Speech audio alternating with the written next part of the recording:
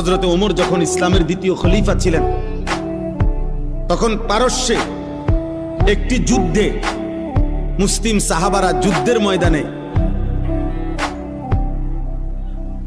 সাহাবায়ে কেরাম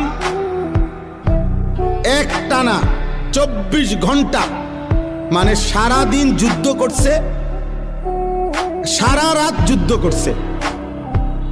ঘটনাচক্রে ফজরের মুহূর্তে যুদ্ধের ময়দানের অবস্থা এমন তীব্র ছিল যে কোনোভাবে চূড়ান্ত মুখোমুখি দুশ্মনে আর মুসলমানে সাহাবেরা এভাবে ভিতরে ঢুকে গেছে যে যুদ্ধের তীব্র লড়াই চলতেছিল। ওই কিতাবে স্পষ্ট সব তারিখে আছে।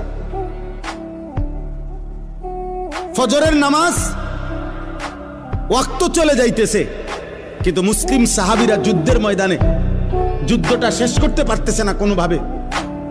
কিন্তু তুনারা তীব্র আক্রমণ কইরা শেষ পর্যন্ত যখন আল্লাহ মুসলমানদের বিজয় দিছে, কিন্তু ঘটনাচক্রে এরই মধ্যে সূর্য উঠে গেছে, ফজরের ওয়াক্ত শেষ হয়ে গেছে। সাহাবায়ে কেরাম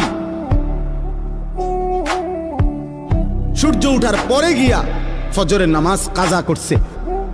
এই একবার আমি নিজে ইতিহাসের নির্ভরযোগ্য কিতাবে পড়ছি রে ভাই।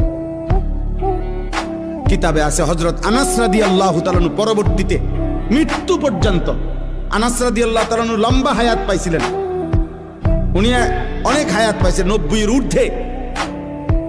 পরবর্তী একেবারে বৃদ্ধ অবস্থায়ও যখনই ওনার কাছে ওই যুদ্ধের ঘটনা বলতো, মুসলমানদেরকে আল্লাহ বিজয় দিছেন, উনিও ছিলেন ওই যুদ্ধে, উনি অজরে কাঁদতে শুরু করতেন।